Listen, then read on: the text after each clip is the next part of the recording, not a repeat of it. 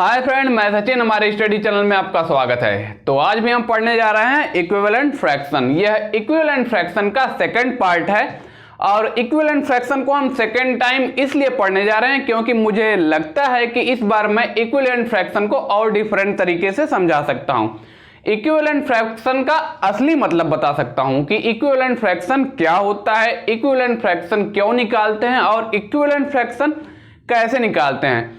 तो सब कुछ जानेंगे इस वीडियो में, तो बने रहिए। चलिए पढ़ते हैं।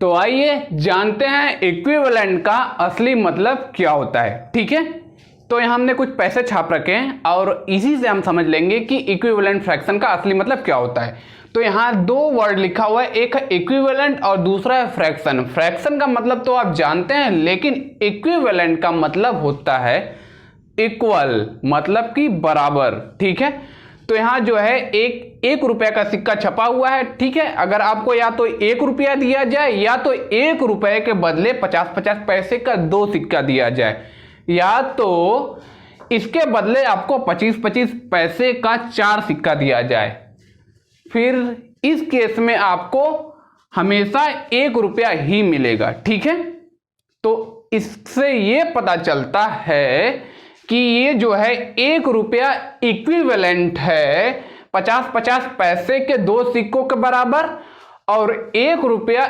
इक्विवेलेंट है 25-25 पैसों के 4 सिक्कों के बराबर। ठीक है, तो अब तो समझ में आ गया होगा कि इक्विवेलेंट का असली मतलब क्या होता है। ठीक है, तो अब बात आती है फ्रैक्शन की, इक्विवेलेंट फ्रैक्शन की। ठीक है, तो 1 रुपए को हम फ्रैक्शन में क्या लिख सकते हैं? 1 रुपए को हम फ्रैक्शन में लिख सकते हैं 1/1। ठीक है, 1/1 क्यों? अगर 1/1 लिखेंगे तो अगर 1 को 1 से डिवाइड करेंगे तो हमें 1 ही मिलेगा। ठीक है, तो 1 रुपए को हम फ्रैक्शन में क्या लिख सकते हैं? 1/1। ठीक है, और ये जो 50 पैसा है इसको हम फ्रैक्शन में लिख सकते हैं 1/2। क्यों? क्योंकि ये 50 पैसा जो है 1 रुपए का आधा होता है। ठीक है, तो ये क्या होगा? 1/2 रुपीज, हाफ रुपीज। ठीक है, और ये भी क्या है? 1/2 रुपीज। ठीक है, तो इसका फ्रैक्शन क्या होगा? 1/2 प्लस 1/2। ठीक है, और यहां जो है 25 पैसे को फ्रैक्शन में हम क्या लिख सकते हैं? 1/4। क्यों? क्योंकि जो 25 पैसे का एक सिक्का है 1 रुपए का 1/4 है, 1/4 है। ठीक है, तो ये 25 पैसे का जितना भी 1/4 रुपीज होगा, 1/4 रुपीज। ठीक है, और इन सभी फ्रैक्शन को अगर हम ऐड करेंगे तो क्या हो जाएगा? 25 पैसे को 1/4 रुपीज फ्रैक्शन में हम लिख सकते हैं। ठीक है, तो सभी को अगर हम ऐड कर लेंगे तो ये हो जाएगा 1 2 3 और चौथा वाला। ठीक है, इसको ऐड करेंगे क्योंकि इसका जो है डिनोमिनेटर सेम है, तो इसका हमें एलसीएम लिए बिना इसको हम सीधे सीधे ऐड कर सकते हैं। 1 2 3 4। ठीक है, तो 4 और डिनोमिनेटर सेम है तो एक बार लिख लेंगे। ठीक है, तो सभी को ऐड किया तो हमें क्या? 4/4 मिला, और इसको ऐड करेंगे तो इसको सीधे सीधे ऐड हो जाएगा क्योंकि डिनोमिनेटर सेम है, तो डिनोमिनेटर एक बार लिखा भी जाएगा। ठीक है, तो अब क्या हो गया? 1/1 is equivalent to 2/2 is equivalent to 4/4। ठीक है, तो इक्विवेलेंट का मतलब तो समझ लिया आपने, और अब ये इक्विवेलेंट फ्रैक्शन हमने लिख दिया है। तो 1/1 का इक्विवेलेंट फ्रैक्शन क्या होगा? 2/2 होगा। ठीक है, और 2/2 का इक्विवेलेंट फ्रैक्शन क्या होगा? 4/4 होगा, जो एक यहां है लिखा है, एक यहां लिखा है और एक यहां। ठीक है, तो सभी का मतलब एक ही होगा। ठीक है, बराबर। ठीक है, सभी का मतलब बराबर ही होगा। तो 1/1 is equivalent to 2/2, 4/4, 2/2 is equivalent to 4/4। ठीक है, अगर इसको सॉल्व करेंगे तो ये तो फ्रैक्शन में है क्योंकि हमें इक्विवेलेंट फ्रैक्शन पढ़ना था, तो इसको सॉल्व करेंगे तो ये 1 रुपया ही आने वाला है, और 2 1 2, इसको सॉल्व करेंगे तो हमें 1 ही मिलने वाला है।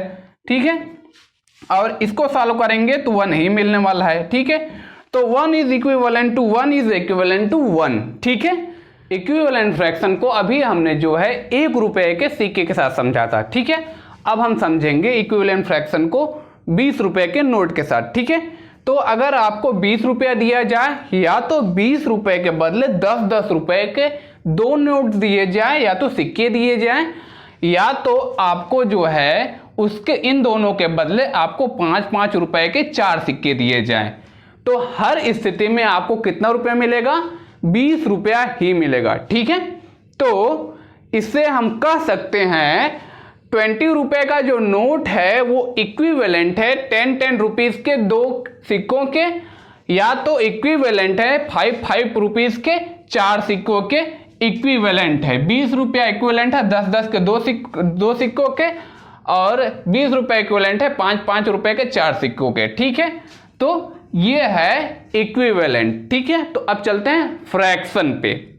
इक्विवेलेंट का मतलब बराबर, तो सब क्या है? बराबर है एक दूसरे के। ठीक है, अब 20 रुपीज को अगर हम फ्रैक्शन में कन्वर्ट करेंगे तो हम क्या लिख सकते हैं? 20/1। ठीक है, 20/1 का मतलब क्या होता है? 20 ही होता है। ठीक है, और ये जो है जो 10 रुपए का जो नोट है 20 रुपए का कितना है? 20 रुपए का आधा है। ठीक है, तो 20 रुपए का आधा है तो 20/2 हम लिख सकते हैं। ठीक है, 10 रुपीज को 20/2 लिख सकते हैं, और ये भी 20/2 रुपीज है।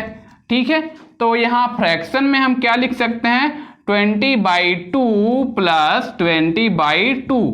ठीक है, और ये जो 5 रुपीज है 20 रुपए का कितना भाग है? 1/4 भाग है। क्या है? 1/4 भाग है। 1/4 का क्या मतलब है? अगर 4 ठो सिक्का 5 रुपए का मिलाएंगे तब 20 रुपए के बराबर होगा। ठीक है, तो क्या होगा? ये क्या हो जाएगा? 20/4 हो जाएगा। ठीक है, तो इसको 5 रुपए को फ्रैक्शन में 20/4 हम लिख सकते हैं। ठीक है, ये लिख लिया। ठीक है, अगर इसको हम ऐड करेंगे 20/4 मतलब चारों 5-5 रुपए को ऐड करेंगे, कितना आएगा? 20 रुपए आएगा। ठीक है, तो 20/4 फ्रैक्शन वाला 20/4 प्लस 20/4 प्लस 20/4। ठीक है, ये है। अब सभी का डिनोमिनेटर सेम है तो इनको ऐड करना आसान हो गया।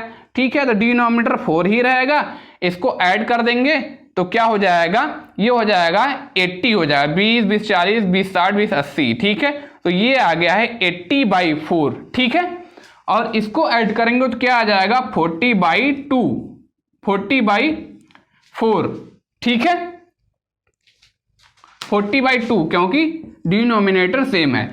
और अब हम देखेंगे कि 20/1 इक्विवेलेंट है 40/2 के, इक्विवेलेंट है 80/4 के। ठीक है, तो अब समझते हैं इक्विवेलेंट। ठीक है, 20/1 इज इक्विवेलेंट है 40/2 के, इज इक्विवेलेंट है 80/4 के। ठीक है, और यहां जितना भी फ्रैक्शन लिखा हुआ है सभी का मतलब क्या होगा?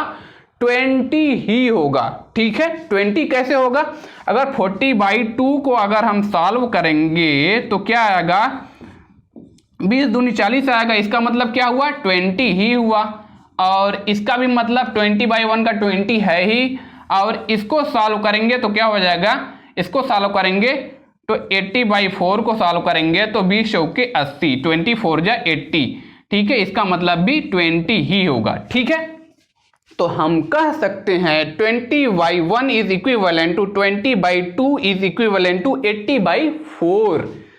ठीक है, तो अब हम देखते हैं कि ये कन्वर्ट कैसे हुआ है इक्विवेलेंट में। ठीक है, तो यहां देखिए इक्विवेलेंट होने में 2 से 40 होने में यहां मल्टीप्लाई हुआ है 2 का, 1 से 2 होने में यहां मल्टीप्लाई हुआ है 2 का, और 40 से 80 होने में मल्टीप्लाई हुआ है 2 का, 42 जा 80, और 2 से 4 होने में मल्टीप्लाई हुआ है 2 का, 2 2 जा 4।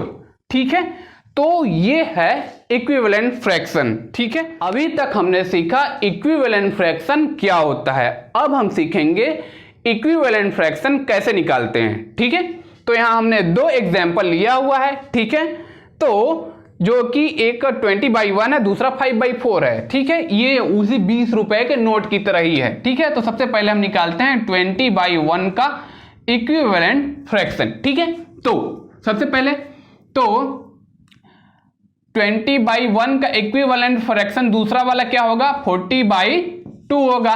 तीसरा वाला इक्विवेलेंट फ्रैक्शन क्या होगा, 80/4 होगा। और चौथा वाला क्या होगा,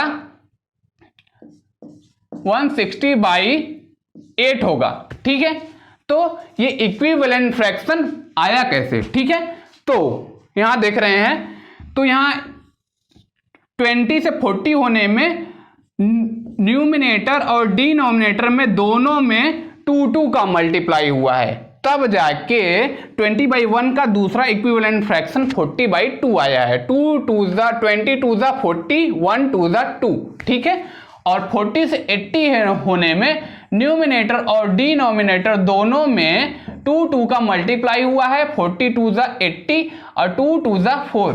ठीक है, और 80 से 160 होने में मल्टीप्लाई हुआ है 2 का न्यूमिनेटर और डिनोमिनेटर दोनों में, 4 2 जा 8। ठीक है, तो ये है इक्विवेलेंट फ्रैक्शन 20/1 का। ठीक है, तो हम क्या लिख सकते हैं, 20/1 का इक्विवेलेंट फ्रैक्शन क्या है, 40/2 है और 80/4 है और 160/8 है। ठीक है, तो ये है 20/1 के 3 इक्विवेलेंट फ्रैक्शन। ठीक है, अगर अब आप ये सोचोगे कि हमने यहां 2 का मल्टीप्लाई ही क्यों किया। ठीक है, तो आप 2 का क्या, आप 3 का भी मल्टीप्लाई करके इक्विवेलेंट फ्रैक्शन निकाल सकते हो और 4 का भी मल्टीप्लाई करके इक्विवेलेंट फ्रैक्शन निकाल सकते हो, उसमें कोई दिक्कत नहीं होगी। ठीक है, लेकिन बुक में जो हम निकालते हैं उसमें ज्यादा से ज्यादा 2 का मल्टीप्लाई करके इक्विवेलेंट फ्रैक्शन निकाला जाता है। ठीक है, तो अगर हम यहां 3 का मल्टीप्लाई करेंगे तो इक्विवेलेंट फ्रैक्शन, नया वाला इक्विवेलेंट फ्रैक्शन हमें मिलेगा। ठीक है, अगर हम 3 का मल्टीप्लाई करें तो नया वाला न्यूमिनेटर डिनोमिनेटर तीनों में 3 का मल्टीप्लाई करेंगे, क्या हो जाएगा, 20 3 जा 60/10 1 3 जा 3। ठीक है, और अगर अगला इक्विवेलेंट फ्रैक्शन हम निकालना चाहेंगे तो मल्टीप्लाई 4 न्यूमिनेटर और डिनोमिनेटर दोनों में, तो क्या हो जाएगा, 64 जा 240 हो जाएगा और 3 4 जा 12, 240/12 नेक्स्ट इक्विवेलेंट फ्रैक्शन होगा। तो हम कैसे लिख सकते हैं, 20/1 का इक्विवेलेंट फ्रैक्शन है 60/3, 240/12 हो जाएगा। ठीक है, यहां 4 का भी मल्टीप्लाई चाहे कर सकते हैं चाहे 3 का। ठीक है, ठीक है, तो ये हैं इसके इक्विवेलेंट फ्रैक्शन। ठीक है, चाहे तो यहां हम